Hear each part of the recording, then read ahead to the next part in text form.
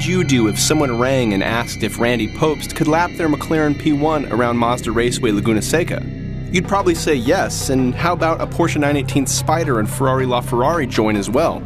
That's exactly how we arrived at this day, with two of the fastest, most powerful production cars at one of the world's greatest racetracks. Yeah, two.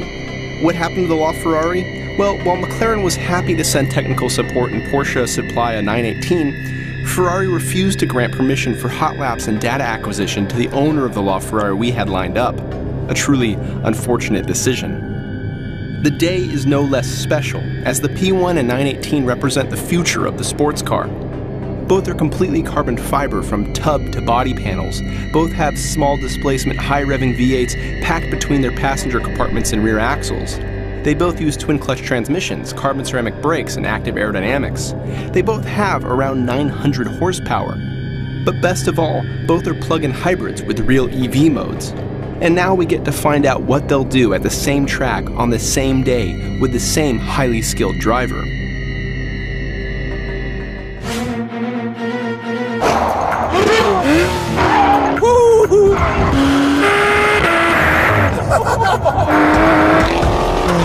This is the manliest thing I've ever done in my life.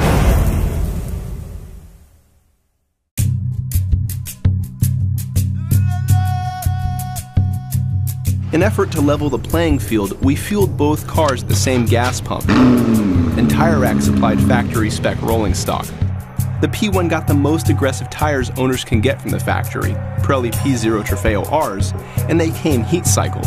The Michelin Pilot Sport Cup 2 is the only tire option for the 918, and while these were sourced from Tire Rack, Porsche opted against heat cycling. The production car lap record here is 1 minute 30.97 seconds. It will fall today, but the question is, by how much? Randy set that time last year during Best Driver's Car with the pre-production 918. And his familiarity with that 918 means he'll lap this 918 first to acclimate to the radical speeds these cars generate.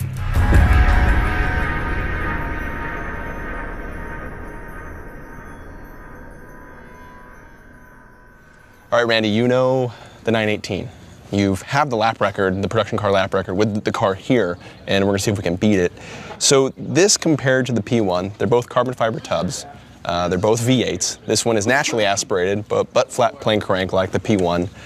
887 horsepower combined. Wow, that's crazy, isn't it? Isn't it nuts? Just saying the number like blows my mind. Hybrid on the rear axle, of course, but the big thing about this is the front axle is electrically powered. So there's about 600 horsepower coming from the V8, and the rest of that's all coming from the electric drivetrain. Big difference between the P1 is this has rear steering too, so it's actually going to help you stabilize the car at some of the higher speed corners. Now you probably remember the last car you drove here pretty vividly because of how fast it was. Yeah, it makes a striking impression, Carlos. Yeah. The thing is an animal on the straights, and it actually handled extremely well. The wing works, it has some downforce. Yeah, the big difference on this one is this one has the optional magnesium wheels that you'd get on the Weissach package. Nice. And they should lighten up the car quite a bit. We're Helping braking too. Yeah, absolutely. Because a lot of braking is just stopping the momentum of the spinning wheels. Yeah. Pilot Sport Cup 2s, like on the last one. This is That's a good tire. 3,700 pounds and change, so a little bit heavier than the McLaren, but that's on account of the powered front axle and all the electrical assistance. Yeah, so this is a little, like the sophistication of the hybrid system is what makes this one so interesting. Well, the all-wheel drive should be a real advantage, especially with that kind of power. Going on 900. So we'll see if you can't beat that record. Are you ready? I'm ready, man. Let's do it.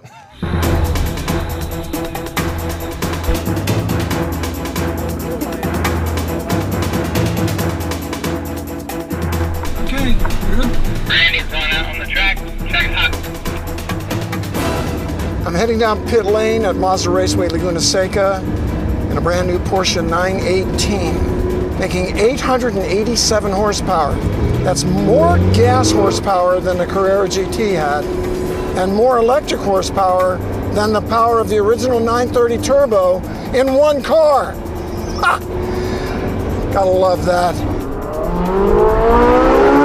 The electric motor's driving the front wheels, the gas engine's driving the rear wheels, and we're exiting turn 2. Yeah, babe. 9,000 RPM. There's instant torque response from the electric drive. Listen to the 918's howl. The noises are just fabulous. Into turn 5, all the stability controls are off. You know I like it all natural, just me. And actually 918 for me is faster that way. It's like throwing off the reins and give me all you got. Up into turn 6, this is a faster corner. The all-wheel drive is a big advantage for coming off a turn. The power is incredible. It's more than any race car I've ever driven, and I've been racing 30 years, people. Way more. The wing is working. The car has good aero balance. Just dig out of turn 10. Turn 11, tight, second gear. Just drive off with the all-wheel drive. I wonder what the P1's going to be like. It's two-wheel drive. This is four-wheel drive. Could be a real issue trying to get that kind of power to the ground. I've never driven it. We'll see. The P1 also is quite a bit lighter. That's going to be an advantage. Lightweight versus all-wheel drive. Interesting. In the brake zones, the 918 is extremely stable, but the braking power, it varies a little bit. In other words, you hit the brake hard, you don't get your full G immediately. Late in the brake zone, the ceramic brakes heat up, the regenerative system is working at full max, and the braking G's increase. Quick steering response, and it's got a little entry oversteer. See that? The 918 gives the driver some options. Carving through 6th, the steering is spot on. I mean, that Porsche steering we know and love, it's here. It's here in the 918. And the mid-engine configuration gives it a really quick and easy turn in. It's low power moment. It's still the surgeon's scalpel to drive. Shock dampening is superb. It's firm, but not too much. Porsche has struck a really fine balance between the ride and the handling, even on track. Bumps do not disturb the 918. Excellent accomplishment.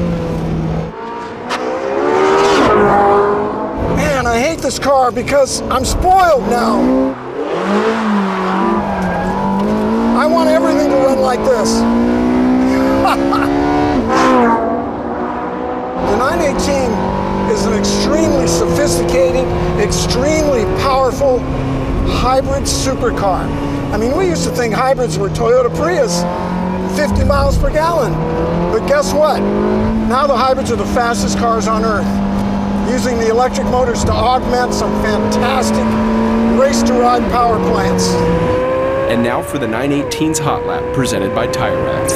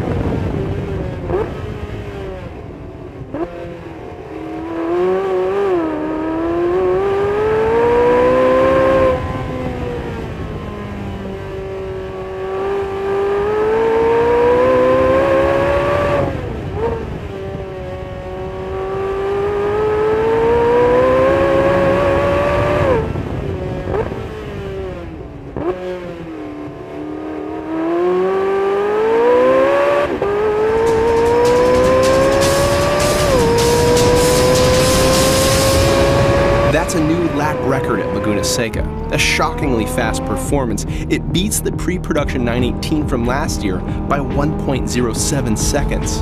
But combing through the data to find out why, we'll have to wait. There's another car to lap.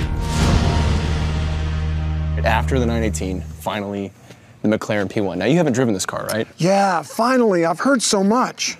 So, like the 918, all carbon fiber, also flat plane crank V8, small displacement though, 3.8 liters, but twin turbo. The great equalizer. Yes, and it makes more power too. So total 900 plus horsepower. They say 905, 908, who cares? You're over 900. Might as well be 1,000, right? That number's amazing. But this is rear drive only. Oh. Yeah, so all that power is going to those two rear tires. Okay, that'll be interesting. Yes, and as you can see just by looking at it here, it's quite a bit lower and the wing's quite a bit taller. So looks really aggressive, super low. If the 918 has the really interesting stuff going on with the front axle, this has a really interesting stuff going on with the suspension. Oh. This doesn't have any roll bars. Oh. This doesn't have a locking differential. Okay. It's all controlled hydraulically through computers, which do all kinds of math and adjust ride height to account for all that stuff. So this is actually in race mode, where it's 2 inches lower than the normal ride height. It's slammed. I'm shocked at how low it is. This is the cruiser mode. This is the hard park mode. Oh, you couldn't drive through city streets like this. Well, I guess so. See that wing? Giant wing extended back there? It looks like 2 wings. It is. I think there are 2 elements in that thing. And it's active. So it's going to adjust to slow you down during braking. It's going to move around. You'll see it in the rearview mirror to do all kinds of different things. And they're claiming like 1,300 pounds of downforce at like 150 miles an hour. It looks like a radical piece, so I'm not surprised. This is 300 pounds or so lighter than the 918 and a little bit more powerful. So I'm curious to see what you can do with it. The P1's going to be interesting because that's a lot of power through 2 tires. Mm-hmm. And an open differential that they control through the brakes. Yeah, very interesting stuff. And we'll see what you can do with it.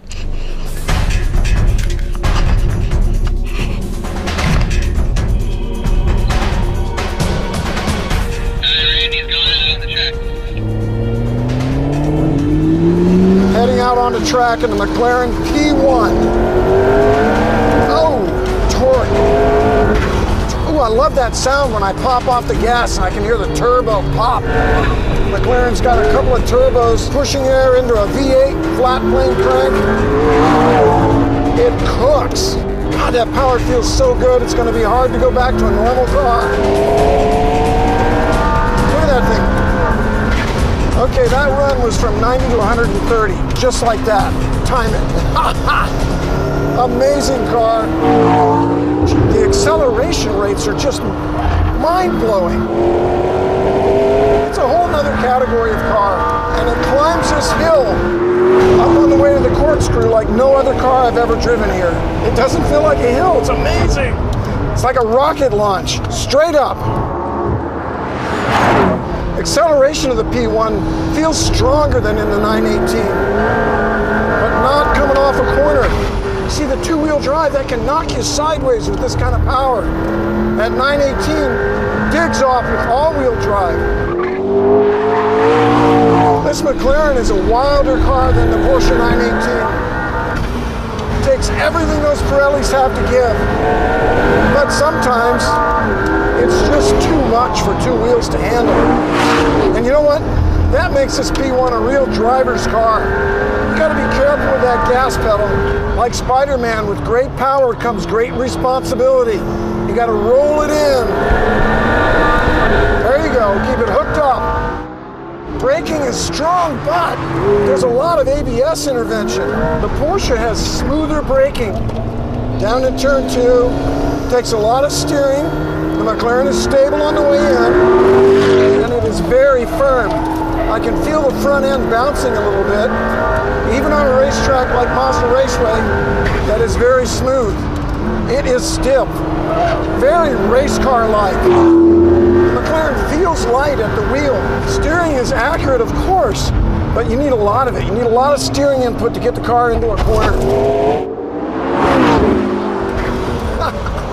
And it's well damped. The reflexes are quick, cat-like, like a race car. Yeah, buddy. Like I say, this McLaren is a driver's car. Ripping the gears as I hit the DRS button, it drops the wing down for top speed on the straights. That's a pretty cool feature. It's reminiscent of Formula One. The McLaren feels quicker on the straights, I'll tell you that. In race mode, it is on the ground. Low ho ho. Good aerodynamics for a street car. Strong rear wing. Very powerful.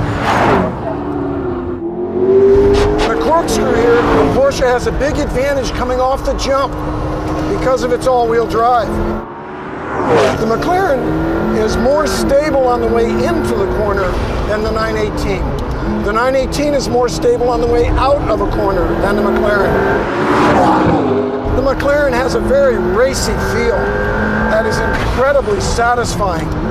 Porsche is a little bit more refined. It's more of a all-around car. Listen to that wheel spin. We're digging for traction. In the 918, you just drive off the corners. In the McLaren, you're on the edge of traction all the time. The McLaren feels quicker in faster corners. It's got a ton of downforce. The 918 feels quicker in the slower corners where the all-wheel drive is a big advantage. And I am frankly not sure which one is going to turn the quicker time at Mazda Raceway Laguna Seca. And now, the P1's Hot Lap, presented by Tire Rack.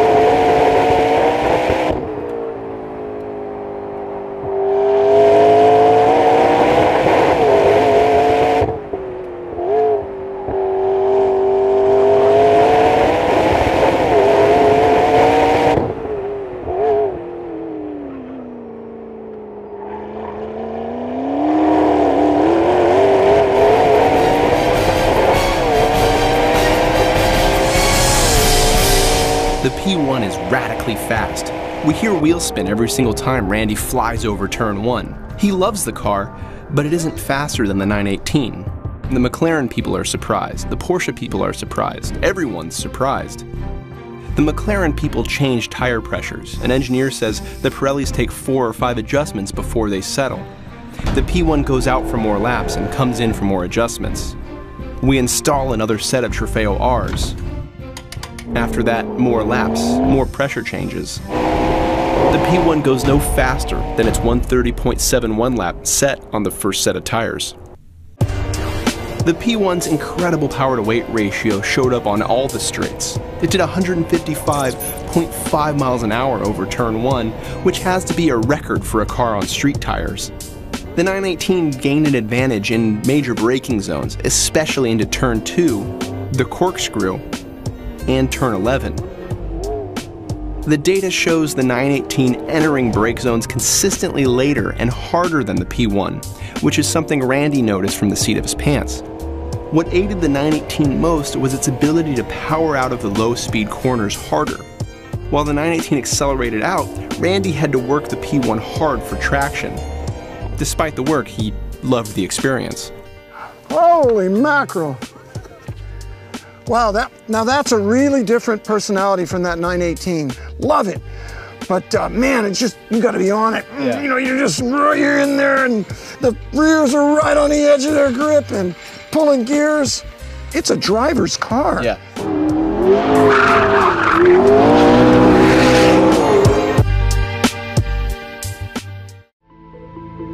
This hot lap battle was always going to end with a winner, and that car is the Porsche 918. Its clever electric-assisted all-wheel drive system and low-speed cornering proficiency gave it the advantage.